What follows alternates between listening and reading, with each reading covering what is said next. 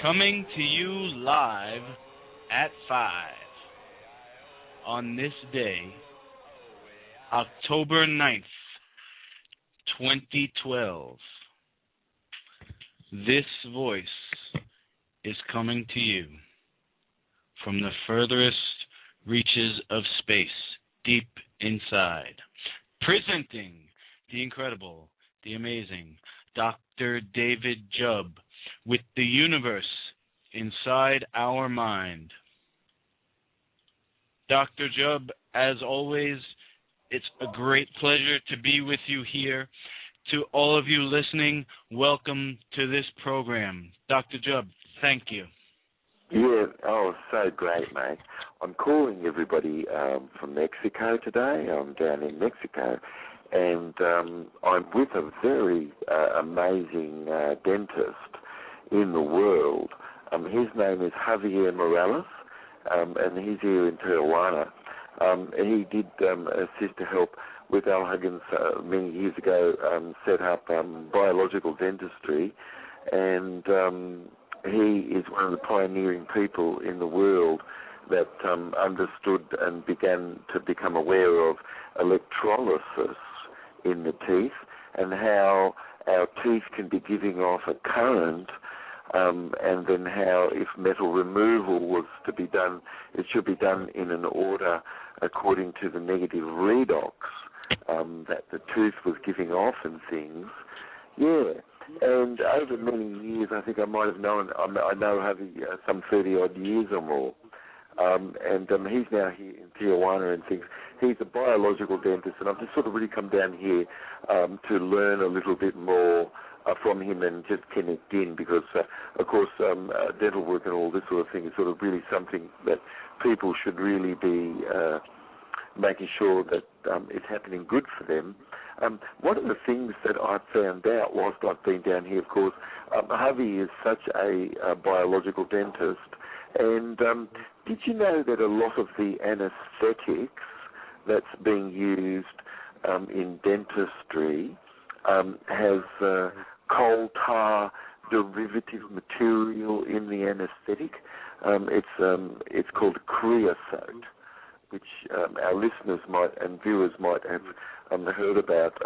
But creosote is sort of a soot-like, a tar-like resin that comes from a wood burning and oils which is made from that, this creosote, which is soaked into telegraph poles and things to cause them to be preserved so that mold, fungus, and yeast is not going to break it down.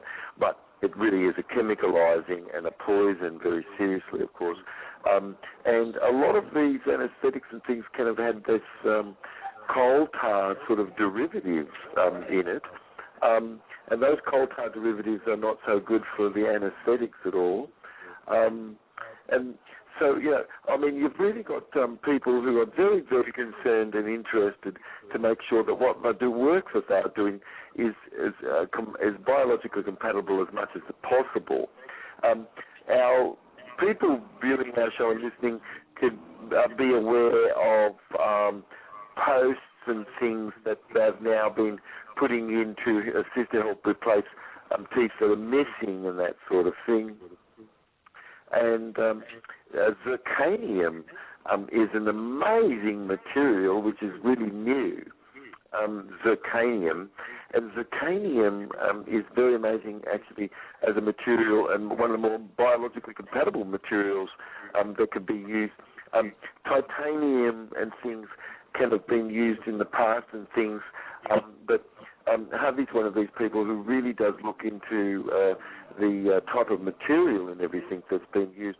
And zirconium is one of these most compatible materials which I've kind of got from sand.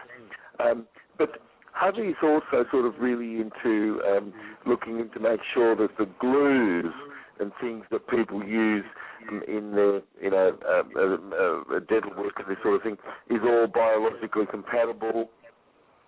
And it's just so amazing that you've got somebody who's so concerned in dentistry radically about making sure that people are educated about the materials and things that can be used.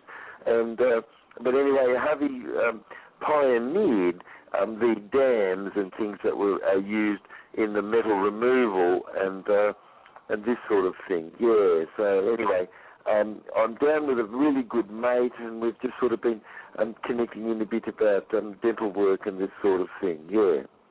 And how's everything there today, Luke? Good? Yeah, I'm actually surprised that there's something in the world that you're still learning about. Well, it's so incredible. I do everything I can to learn as much as possible. Javier Morales here happens to be just very, very saint-like in the work that he does, and so he buries himself in investigating and continues to do educating himself. And then he's a pioneer in various dental materials and things. For instance, silica from quartz and things. He's had taken down to the fine material that it could be, and then he's applied and used this sort of with filling and things.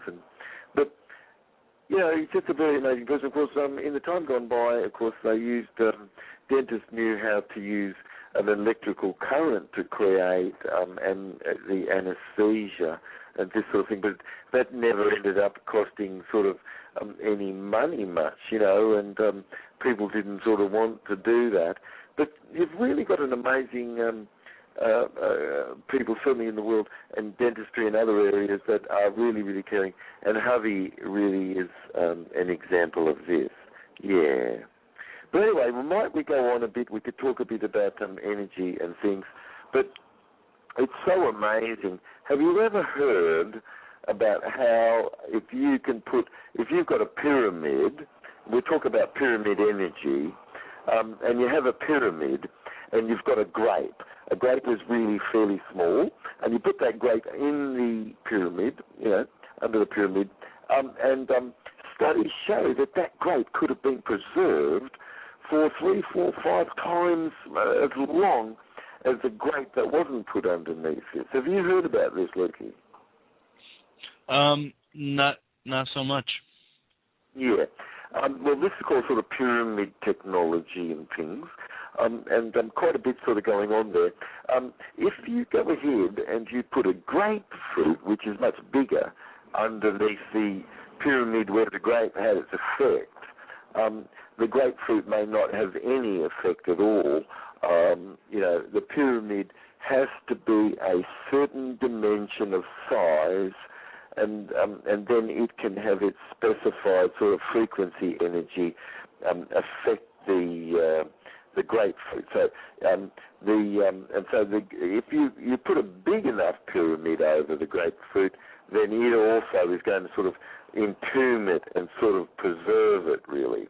But the thing is, just why I'm saying this is because you've really sometimes got a size of a resonance and things to fit, and then you can have an effect. For instance, our nerves have an axon hillock which sum up all the incoming excitatory and inhibitory nerves input into the nerve cell, and the axon hillock sums all of this up, and it will only pass the message on if 78% it's got ready to go.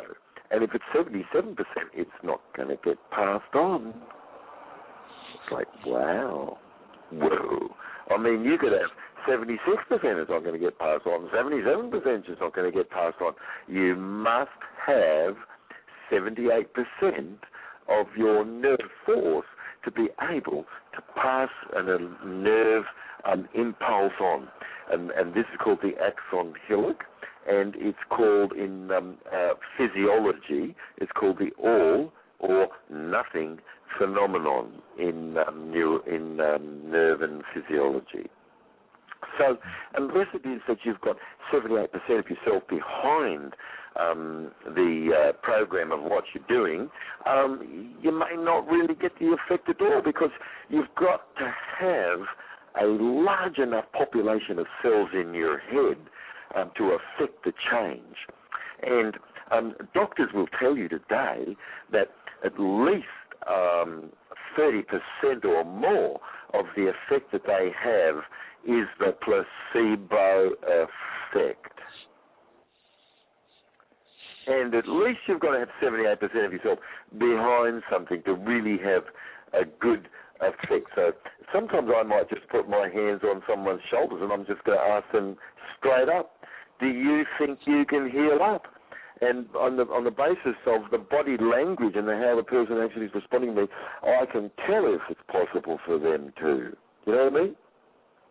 But anyway, a wave of pressure, really just a sound, introduced to any space surrounding, does create ionization, and even your voice, whether you're aware of it or not, is creating ionization, and these sounds and voice can either be energizing us, certainly, and causing us to really be preserved of our energy, or sounds and words and things like that could have been stripping energy from lower frequency objects, and sound could have been harvesting energy, you know, and you've got a lot of vampire sort of harvesting sorts of stuff going on where people kind of had energy being drained out of them and not really have energy inside and things.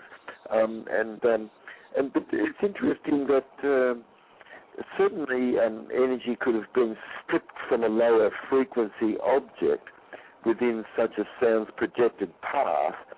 Certainly we've been talking a little bit about the names and sounds that are used to connect with each other and this sort of thing, you know.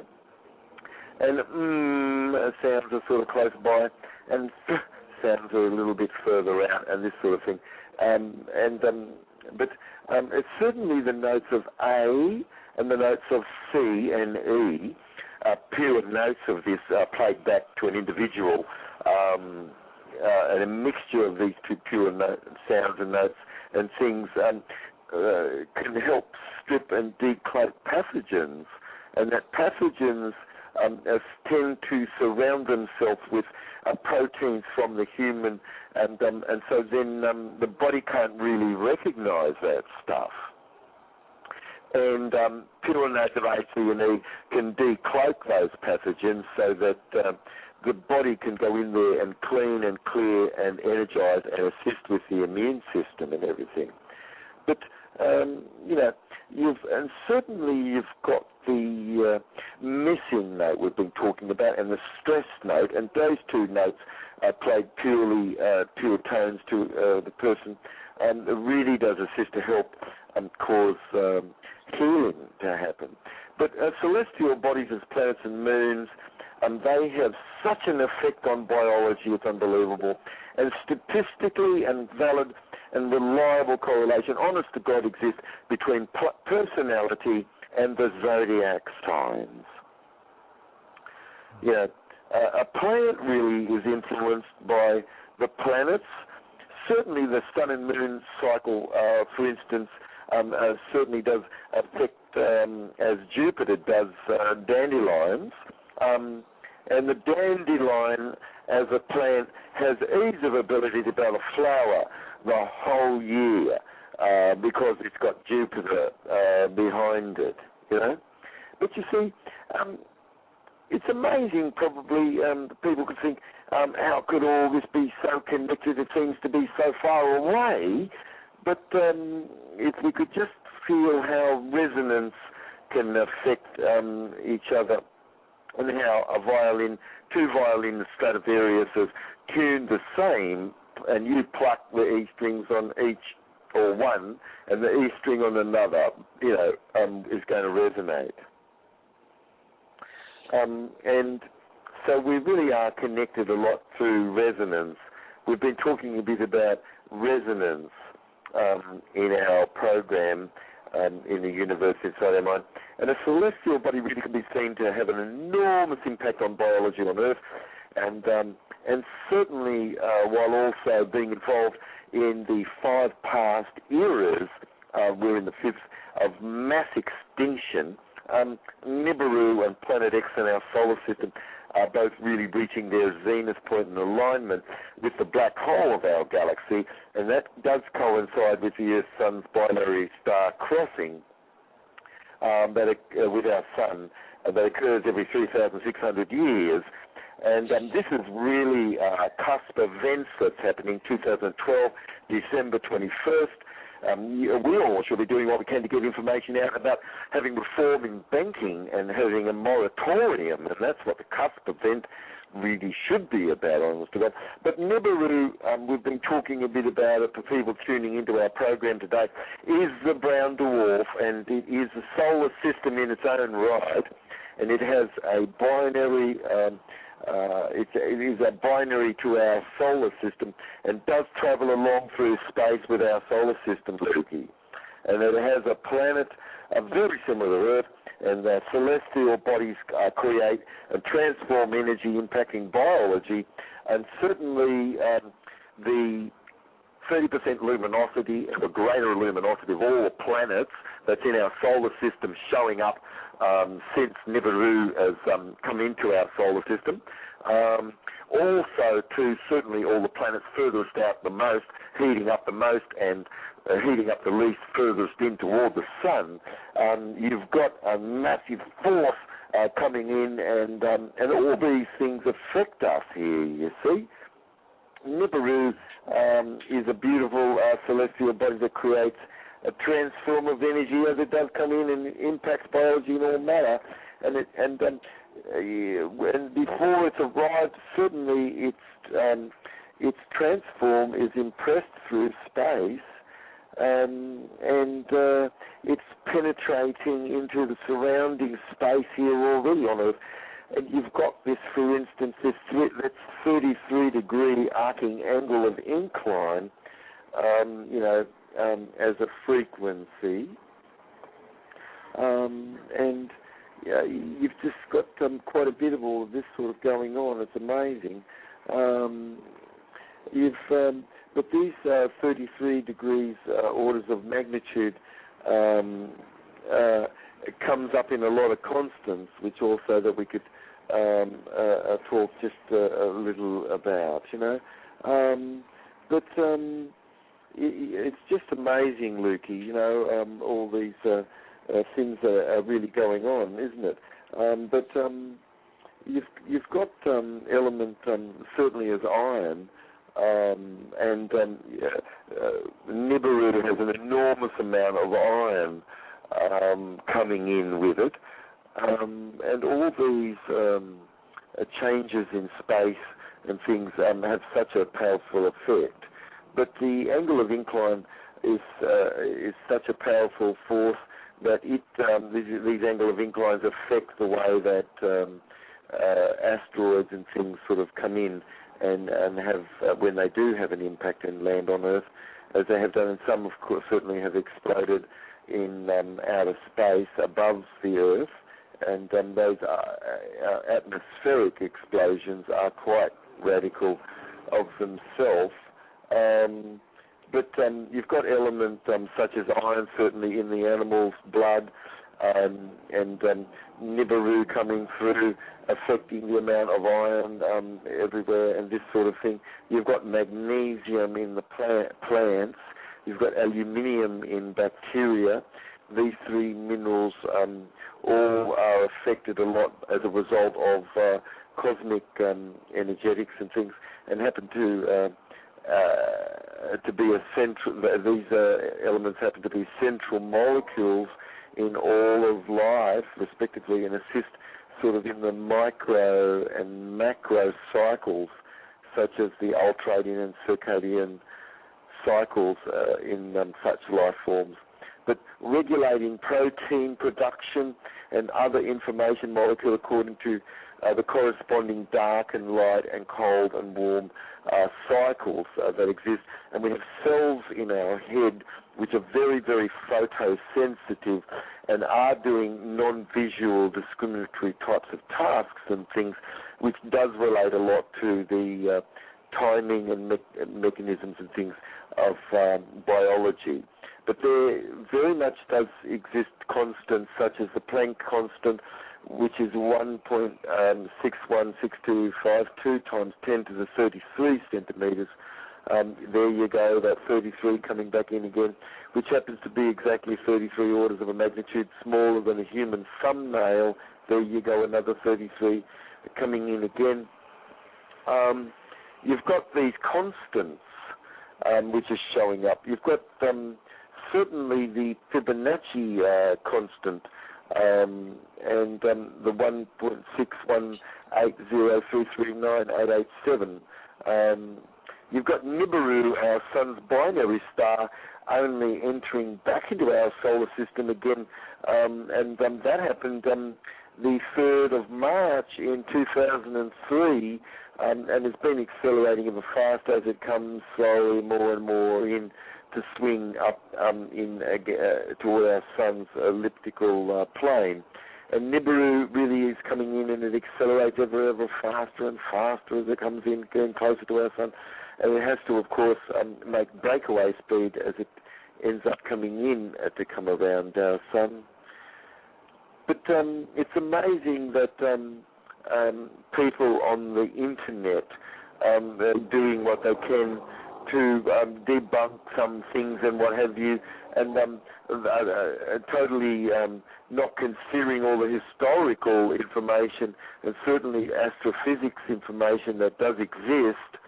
And then just to point out that someone has used a picture which was painted, and then to dismiss everything because you have just a picture that's painted that you put there with the information.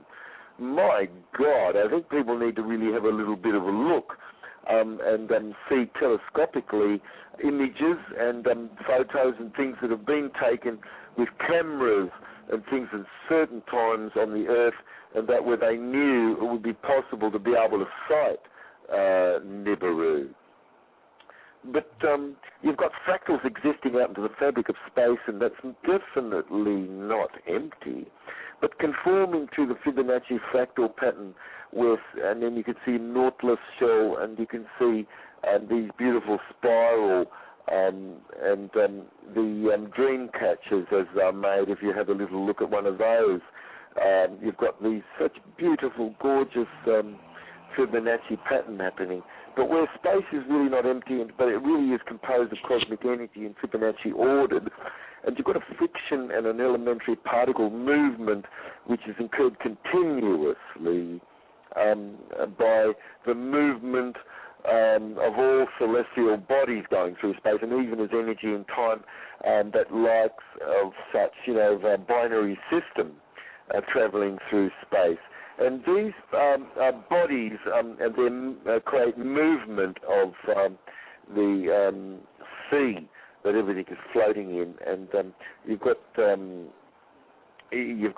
such particle moving through space and angle of incline to each other, occurring, and you've got morphogenetic field. We've been talking a bit about it, like a blueprint that's impressed into the fabric of space that correlative life can assemble themselves around to see the life that we can see all around us. But within the fabric of space, this is a transform of energy, and that matter can easily assemble and crystallize into. And so you've got sound being projected into space, which a vertebrate takes the shape of, or a butterfly, or a person's face or something.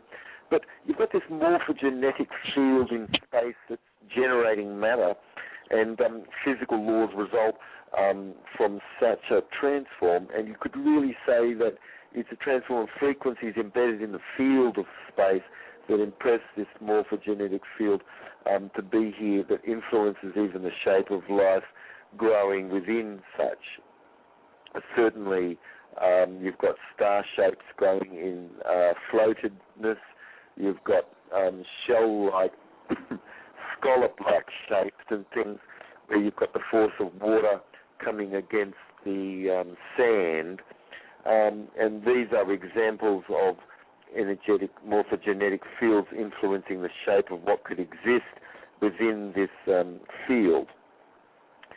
Within such a morphogenetic field, gravity as an interon, for instance, is deduced from the quantum submicroscopic mechanics, and phase conjugation is really incurred, and leftover residuum is summed up, and that creates energy. And but you've got a beautiful interon dynamic at a university as a carrier of gravitational interaction of space.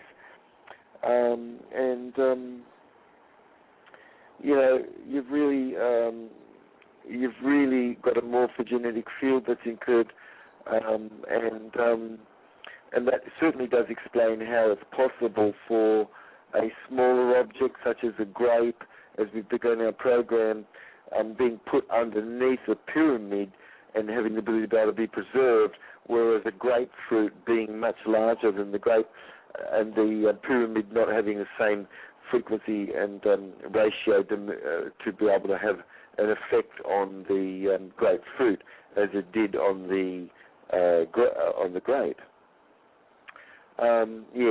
But a larger pyramid having the very same dimension as a pyramid, and a pyramid sort of being put over the grapefruit, has its the same as a grape, but that the grapefruit has its field effect.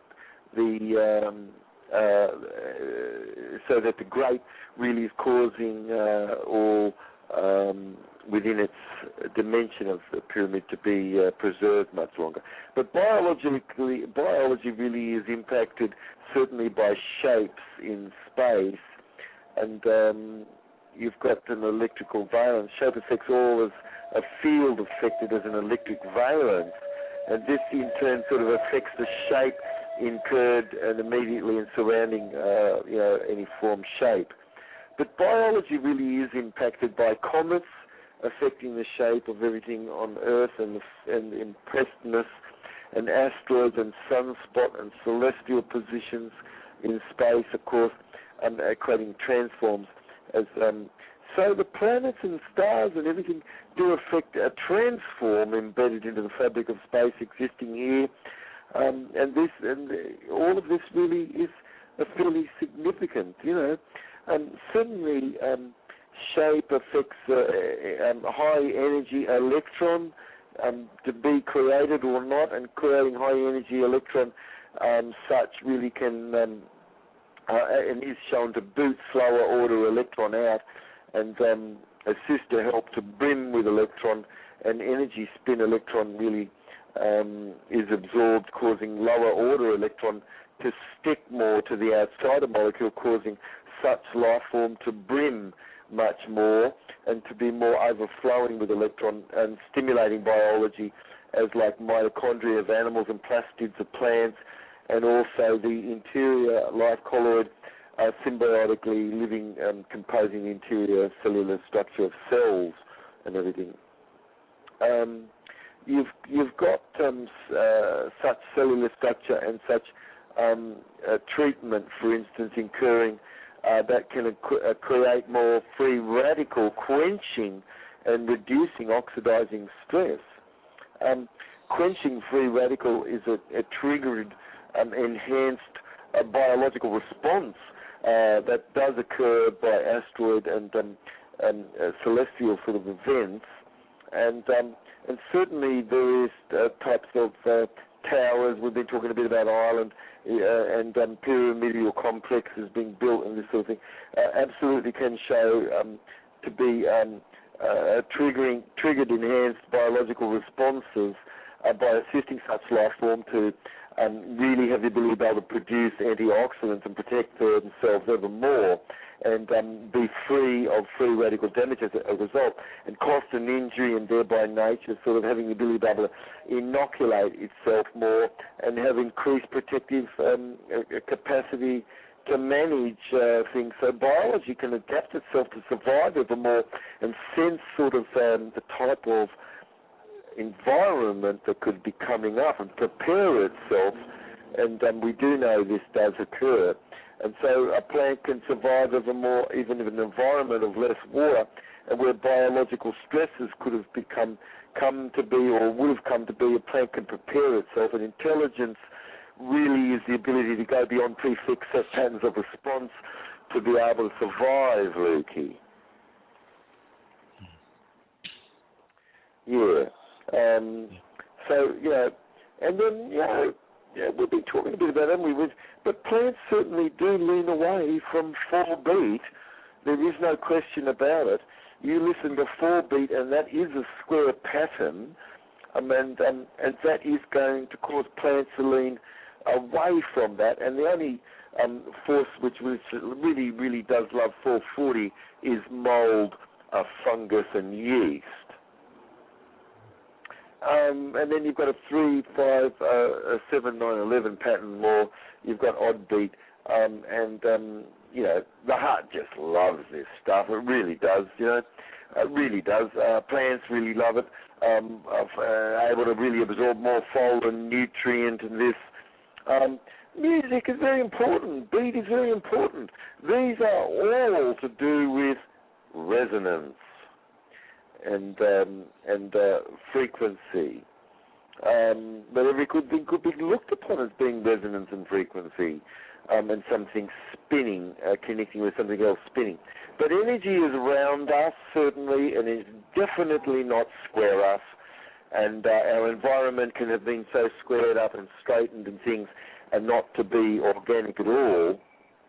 But you could have geopathic stress, you could have dirty electricity, as pollution. You could have metal frames in your building.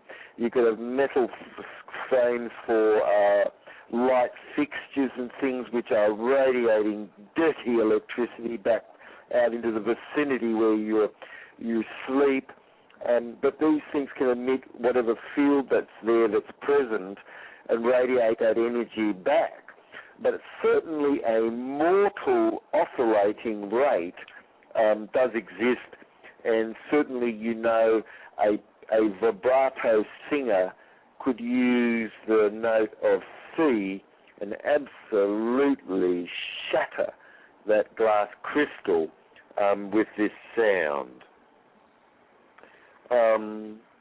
You've really got sound as a phenomenon, and certainly we are designed to hear the sound of the crickets chirping.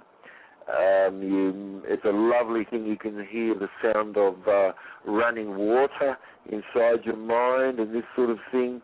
And then certainly the crickets have a ratio and frequency that assists with enzyme activity.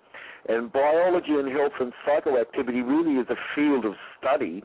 And sound absolutely is a sonic, and in Sonic Bloom, we'll be talking a little bit about, does assist it with fold and nutrient to be absorbed more by the plant leaf. And sonophoresis is the application of sound to be applied as it can be for skin absorption of nutrients Humans use sound to echolocate and to detect motion and spatial dimension and things, and bodies and biological function really is enhanced through the use of sound. And so, certainly sound certainly has been used to inhibit people, and even in warfare now and that sort of thing, they make all these screeching rabbit sort of crying sort of sounds and stuff and things, and it sort of freaks people out and things. So there's a lot to it, isn't there, really? Certainly sound really can energize us, or it could have left us other than energized. And certainly voices can either leave us being energized, or voices could have left us sort of being absolutely drained.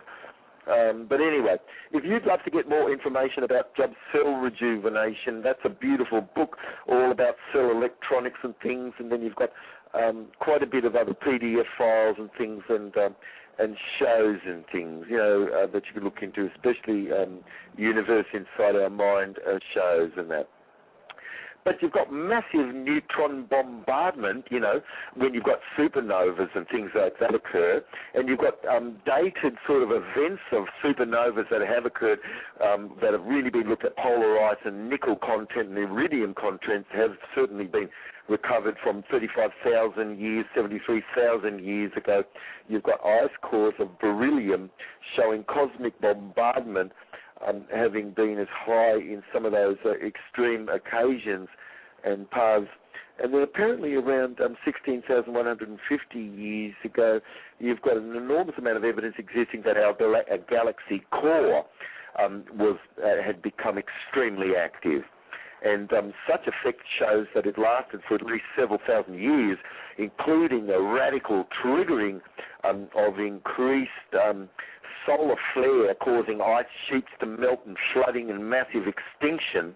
And so, these are sorts of things that happen to planets. Just like our life cycle, you're born and then you die and things. And why not get used to the idea of living in the moment? Ever been caring about this moment now? Don't accept a check drawn on the bank of heaven.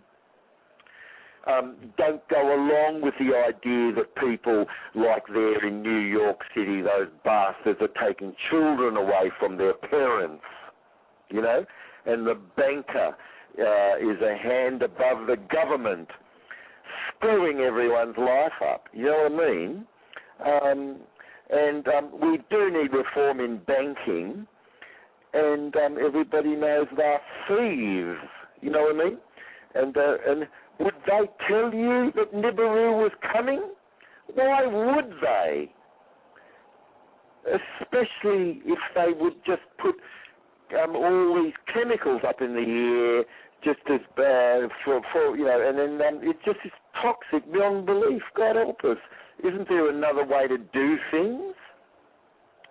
But it's so amazing. Have we got a bit more of our show left, mate? Yes. We have a little over 5 minutes. Oh, so amazing. Anyway, the super wave of energy traveling from the galactic core close to the speed of light takes about 23,000 years, light years, to get to Earth, and can be appearing more like as a blue light when we first see it, and it really does cause an electromagnetic pulse and gravity wave also that can stress the tectonic plates of the Earth. And you've got to get into feeling like what a woofer sound and how those woofer sounds, can affect people.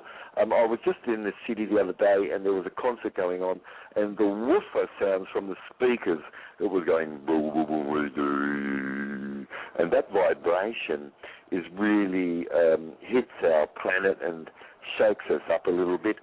And the planet can fart and belch and boils and things can spew out a little bit, cleans itself up, and this sort of a thing is a regular basis having occurred. Yeah, so people should really live in the moment more. Things are very precious. We shouldn't be thinking, we've got days ahead, so what? You know what I mean? Why not live in the moment and clear the things up where you are and live permanently more this way, I think that's really the way to do this. But certainly 20,000 light years away, we've got the constellation Aquila located in our galaxy, and is a star named SGR 1900 positive 14 that uses high energy radiation. It's emitting, and that we've used instruments to sense this, that high energy radiation detected there, and that is very, very powerful gamma radiation that's detected, and that goes from 0 to several thousand electrons per second, and that to reiterate just what that's equivalent to, that would be equivalent to all the energy that's released in just a single second of this gamma ray burst that Aquila's released of energy than our sun takes to release over 300 years. Wow. So it's pretty amazing, mate. Yeah. Anyway, sound certainly is frozen light, and light is sound with a luminous quality, and you have to feel light in your body to see in your mind's eye. I really care very much that we could look into the astrobiology more in our programs to come and everything. Anyway, I'm hoping everybody's having a really wonderful day as you're listening to this, and let's stay tuned to our program tomorrow. We have a bit more information coming up, yeah. And so I guess we'll just sign off right now, Lukey, and love you guys, and we'll catch up to you tomorrow, mate. And stay tuned and do tune in more to the programs that we have. I love you guys, and we'll catch up to you in the future. Thank you, Dr. Jubb. See you tomorrow.